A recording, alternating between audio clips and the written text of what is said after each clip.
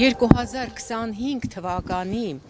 փետրվարի 17-ին ՄԱԿ-ում մի զեկույց է այսպես ներկայացվել եւ ընդունվել, որով ՄԱԿ-ը փաստել է, որ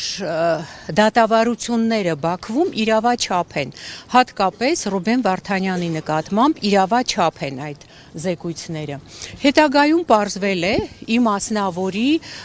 Օկամպոյի մասնակցությամբ ջանքերով պարզվել է, որ այդ աշխատանքային խմբի ղեկավարը կապ ունի ադրբեջանական կառույցների հետ եւ աշխատանքային խմբի ղեկավարը, որի անունն է Յաննա Յուտկիվսկա,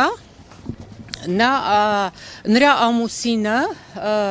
Ուկրաինայում գտնվող Սոկար ընկերության հետ կապ ունի եւ արմատներով ինքը ադրբեջանցի է, ճիշտ է, երկար ժամանակ ապրում է Ուկրաինայում, բայց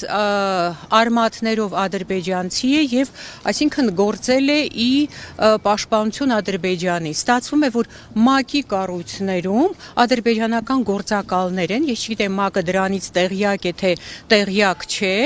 այսինքն անարդարություն է տիրում, անաչառ են իրենց զեկույցներում։ Այդ է պատճառը մենք այսօր եկել ենք ՄԱԿ-ի գրասենյակի առջև մեր բողոքը արտահայտելու, որպեսզի իրենք մաքրեն իրենց կառույցները, ավելի արդար լինեն, անաչառ լինեն եւ ինչ որ խնդիր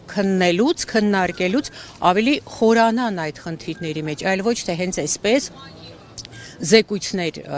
հայտարարեն։ Այս դրա մասին է այսօր մեր բողոքը ՄԱԿ-ի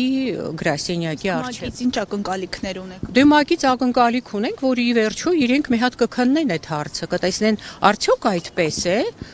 որ այդպես է մենք տեղյակ ենք, մենք գիտենք, որ այդպես է, բայց նաև կմաքրեն իրենց կառույցները, կլինեն։